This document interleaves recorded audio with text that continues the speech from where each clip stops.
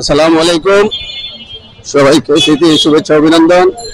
আমরা এখন আছি চক বাজারে, আপনাদেরকে চক বাজারের বিভিন্ন দোকান দেখাচ্ছি। এখানে জুয়েলারি, বিভিন্ন ধরনের জুয়েলারি আপনারা এগুলো পাবেন একদম পাইকারি, পাইকারিতে পাবেন। এগুলো একদম পাইকারিতে এগুলো পেয়ে যাবেন।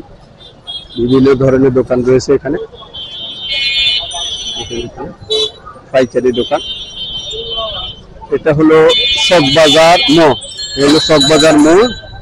এখান থেকে আপনি ওইদিকে যেতে পারবেন মেইন চকবাজারের দিকে, একদম ওই যে চকবাজার দেখেন, এদিকে যেতে পারবেন। এদিকে এই যে এখানে দেখেন হলো হাজী সেলিম টাওয়ার, দেখেন বিশাল টাওয়ার, হাজী সেলিম টাওয়ার, বিশাল টাওয়ার। মমতাজ টাওয়ার,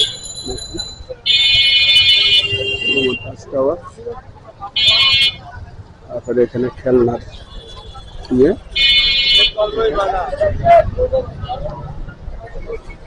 এইখান থেকে হলো বাংলাদেশ কেন্দ্রীয় কারাগার ছিল আগের, পূর্বের কেন্দ্রীয় কারাগার। এই যে ভিতরে দেখেন এখন কি চলতেছে, পুরাতন ঢাকা কেন্দ্রীয় কারাগার। এই হলো তার ওয়াল, আর এই পাশ দিয়েই চকবাজারের রাস্তা। এই যে চকবাজারে যাচ্ছেন ওনারা, এই চকবাজারের রাস্তা। এটা হলো আগের সেই পুরাতন কেন্দ্রীয় ঢাকা কেন্দ্রীয় কারাগার ছিল, পুরাতন কেন্দ্রীয় কারাগার। হ্যাঁ, এই যে ভিতরে দেখেন, ভিতরের অবস্থা দেখেন। ভিতরে কি করতেছে, এখানে কাজ চলতেছে মনে হয় না? পুষ্করণী আগেও ছিল মনে হয়, এটা না? এই হলো মূল কেন্দ্রীয় কারাগার। এই যে দেখুন মূল কেন্দ্রীয় কারাগার এখানে। এই যে মূল কেন্দ্রীয় কারাগার ছিল এখানে, এখানে ছিল মূল কেন্দ্রীয় কারাগার। এই যে ওয়াল দেখুন, কেন্দ্রীয় কারাগারের ওয়াল।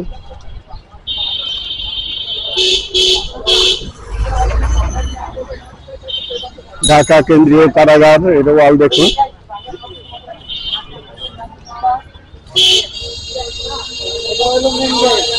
এইটা হলো মেইন গেট, এই যে মেইন গেট, এই সেই মেইন গেট। মেইন ফটক ছিল এখানে, এখানে কাজ চলতেছে, এই যে কাজ চলতেছে। হ্যাঁ, কাজ চলতেছে। আমরা এখন আছি বেগম বাজার, বেগম বাজারে আছি আমরা এখন। বেগম বাজারের শেষ পুরান ঢাকার একটি গলিতে আমরা এখন অবস্থান করছি। আপনারা এই গলির চিত্র দেখুন।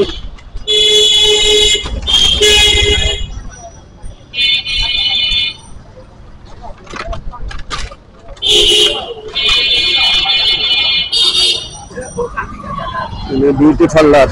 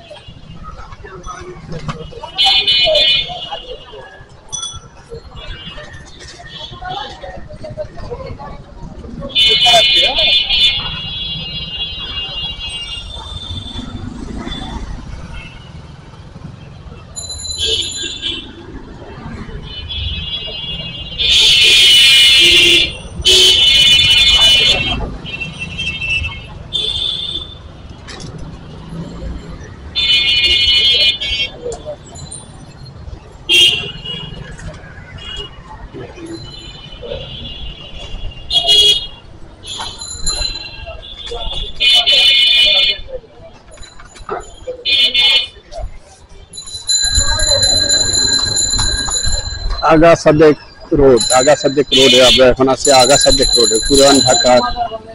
হ্যাঁ, মাজার রোড।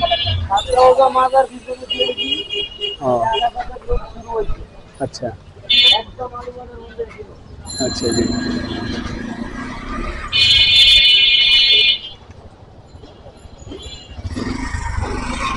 পুরান ঢাকার রাস্তাগুলো দেখেন।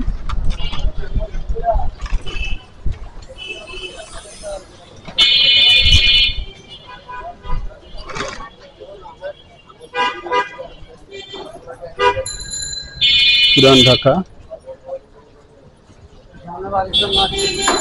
পাকিস্তান মার্কেট, পাকিস্তান মাঠ, সামনে পাকিস্তান মাঠ আসছে।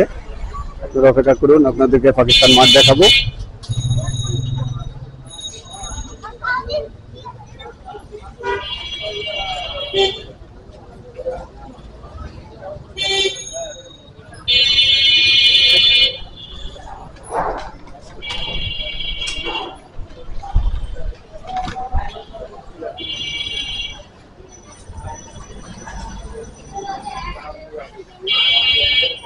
গরুর মাংস 630 টাকা বংশাল।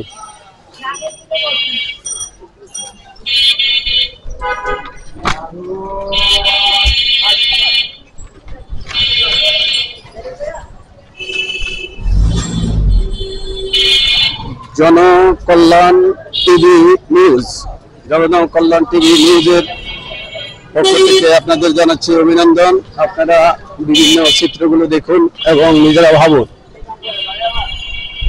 আমাদের এই সেই, এটা কি পাকিস্তানি মাঠ? এটা হলো পাকিস্তান মাঠ। এখানে যে শিয়া কি একটা আছে না, শিয়াদের মুসলিম জানেন? হ্যাঁ, এটা জানেন এই পাশে না? ও আচ্ছা, মুসলিম জানান ওই পাশে।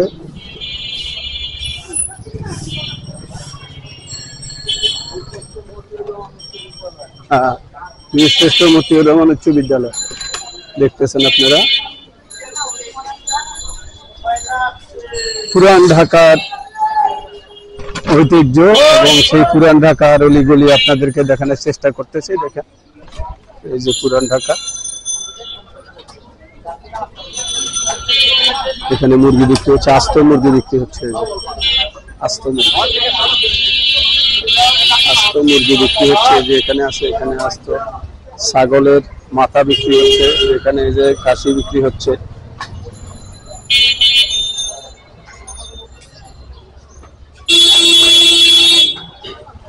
এই যে এখানে গরুর মাংস বিক্রি হচ্ছে, এই যে গরুর মাংস, এখানে সিমেন্ট,